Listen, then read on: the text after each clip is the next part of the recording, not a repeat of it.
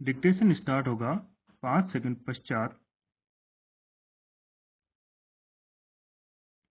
स्वतंत्रता पूर्व भारत की गतिहीन अर्थव्यवस्था को आजादी के बाद योजनाबद्ध तरीके से आर्थिक विकास कार्यक्रम द्वारा गतिशील बनाने का प्रयास किया गया है। फलस्वरूप औद्योगिक संरचना का सुदृढ़ आधार तैयार हुआ है। विदेशी व्यापार में 90 गुना वृद्धि हुई है। कृषि में हरित क्रांति द्वारा उपज में भी तेजी से वृद्धि हुई है। परिवहन व संचार व्यवस्था में क्रांतिकारी परिवर्तन हुए हैं। पिछले 13 वर्षों में लागू किए गए आर्थिक सुधारों से नवीन तकनीक का प्रयोग बढ़ा है। भारत के निर्यात एवं विदेशी पूंजी भंडार में वृद्धि हुई है और भुगतान संतुलन में अनुकूलता मिली है। इसके बावजूद आजादी की अर्ध शताब्दी गुजर जाने के बाद भी भारतीय अर्थव्यवस्था की कुछ समस्याएं ज्वलंत बनी हुई हैं, जिन पर प्रत्येक भारतीय को गंभीरता से विचार करना चाहिए। पेरा गरीबी हटाओ और आत्मनिर्भरता के सुखद सपनों के महल आर्थिक पेचीदगियों के झंझावतों में ढह रहे हैं। देश दिशा शून्य स्थिति में बढ़ रहा है। हर व्यक्ति परेशान है। महंगाई, बेरोजगारी, मुद्रास्फीति, काले धन और भ्रष्टाचार से जन जन परेशान हैं तथा शोषण, अधिनायकवाद, अराजकता एवं अपराधीपन के कारण व्यापक असंतोष के लक्षण नजर आ रहे हैं। देश के अधिकतर नीति निर्माता सत्तालोलुप, भ्रष्ट और विवेकहीन हैं। अतः भारतीय अर्थव्यवस्था की न केवल दुर्दशा है बल्कि दिशा शून्यता भी है। इसलिए हमारी अर्थव्यवस्था की समस्याओं का वस्तुगत विश्लेषण आवश्यक है। हमें विचार करना है कि एम खुसरो का यह कथन हमारे लिए कैसे सार्थक हो कि 19वीं सदी ब्रिटेन की थी, 20वीं सदी अमेरिका की है, तो 21वीं सदी भारत के नाम लिखी जाएगी।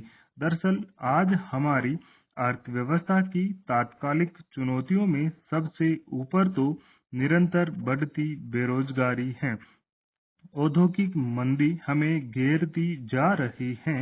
रुपया एक पतनशील मुद्रा के रूप में गिरता जा रहा है। निर्यात दर की गिरावट जारी है। जिद्दी राजकोषीय घाटा है।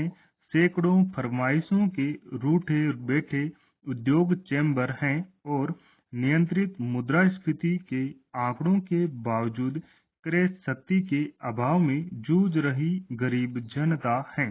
संयुक्त राष्ट्र विकास कार्यक्रम रिपोर्ट के अनुसार हम 175 देशों में 124वें से खिसक कर 127वें स्थान पर पहुंच गए हैं। दुनिया के सर्वाधिक लगभग 25 करोड़ लोग भूखे भारत में ही हैं। 4 करोड़ बच्चे शिक्षा से वंचित हैं।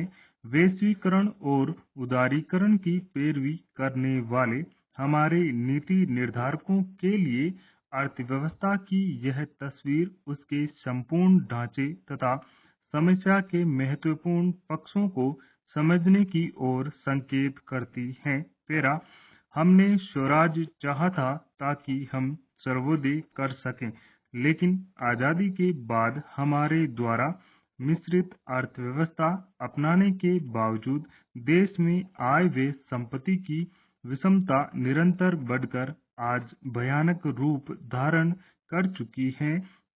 0.5% संपन्न लोगों के पास देश की 10% संपदा जमा है तथा ऊपरी 8% लोग 50% संपत्ति के मालिक हैं, जबकि 60% लोगों के पास कुल राष्ट्रीय आय का केवल 10% भाग ही आता है। भूमि सुधारों के बावजूद भूमि वितरण को लेकर असमानता है। 39% ग्रामीण जनसंख्या के पास केवल 5% भूमि का स्वामित्व है, जबकि 8% संपन्न किसान 40% भूमि पर कब्जा जमाए हुए हैं। जहां बहुराष्ट्रीय कंपनियां एक प्रबंधक को 1 करोड़ रुपए वार्षिक वेतन देती हैं, वहां एक दैनिक वेतनभोगी मजदूर को 40 से 45 रुपये प्रतिदिन मजदूरी मिलती है।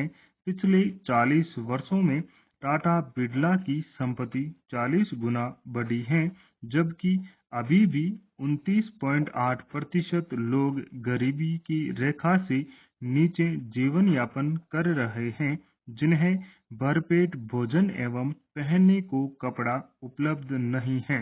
इस प्रकार पंचवर्षीय योजना प्रारंभ करने के समय यह सोच असिद्ध साबित हुआ कि योजनाबद्ध विकास समाजवादी प्रकृति का होगा, जिसमें सबसे गरीब तबके के विकास को प्राथमिकता मिलेगी।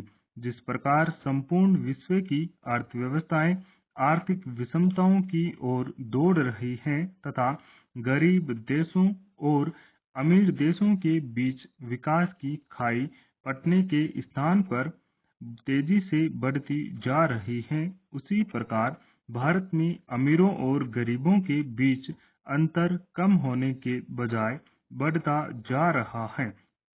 देश में चंद लोगों के पास अपार दौलत है, तो दूसरी ओर गरीब लोगों के पास दरिद्रता, भूख, उत्पीड़न, नैराश्य, अशिक्षा और बीमारी है। गरीबी से नीचे जीने वालों के लिए आधार पेट भोजन, मिट्टी के टूटे बर्तन, निकली हुई हड्डियां, पीली आंखें, सूखी खाल, फोड़े युक्त पैर, मुरझाए चेहरे और काली आंखों में गहरी दीनता व निराशा इनकी वास्तविक कहानी है। पेरा, हमने आर्थिक विकास का लक्ष्य सकल राष्ट्रीय विकास का लक्ष्य सकल राष्ट्रीय आय में वृद्धि माना, किंतु इससे सर्वोदय नहीं हुआ। भारत के विकासवादियों ने जो यह मान्यता स्थापित की थी कि अधिकतम वृद्धि दर से देश का आर्थिक विकास हो जाएगा, वह हमें गरीबी, बेरोजगारी, आय विषमता और शोषण से मुक्ति नहीं दिला सकी, बल्कि विपरीत दिशा की ओर बढ़ाती ले गई।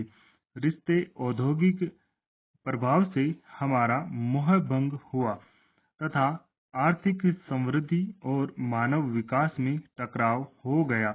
अतः अब हमें भारतीय अर्थव्यवस्था में उत्पादन एवं वितरण को लेकर सबकी सहभागिता हो तथा आर्थिक विकास का प्रभाव सब लोगों के स्वास्थ्य, शिक्षा और कुशलता आधारित, बल्कि समृद्धि और समता के बीच सकारात्मक संबंध बिठाने वाले आर्थिक ढांचे को तलाशना होगा तथा इसके लिए राष्ट्रव्यापी सोच की आवश्यकता होगी। पेरा, आर्थिक सुधार के अंतर्गत भारत ने अपने द्वार विदेशी पूंजी और निवेशकों के लिए खोल दिए हैं। भारत विश्व व्यापार संगठन का सदस्य होने के नाते विदेशी कंपनियों के लिए सबसे बड़े बाजार के रूप में विकसित हुआ है। भारत पर लगातार विदेशी दबाव बना हुआ है। भारतीय बाजार पर अमेरिकी कंपनियों की कैसी गिद्ध दृष्टि है, इसका अंदाजा नीम, हल्दी और बासमती चावल के पेटेंट संबंधी विवादों से होता है। दरअसल हमें विश्व व्यापार संगठन के साथ किए गए अनुबंध में संशोधन करने की आवश्यकता है, क्योंकि इसके अंतर्गत देश को अपनी कुल खाद्यान्न खपत का 3% आयात करना आवश्यक है, जो देश की खाद्यान्न आत्मनिर्भरता के विपरीत धारणा है। वर्तमान टैरिफ दरों में घरेलू उद्योगों के हित में बढ़ोतरी की समस्या पर गंभीरता से विचार करने की भी आवश्यकता है। वस्तुतः आजादी के बाद हमने अर्थव्यवस्था के स्तर पर चहुमुखी विकास किया है, किंतु देश में विद्यमान मानवीय एवं भौतिक संसाधनों को देखते हुए समता उन्मुख शोषण रहित नैतिकता पर आधारित एक संतुलित अर्थव्यवस्था को विकसित नहीं कर सके हैं।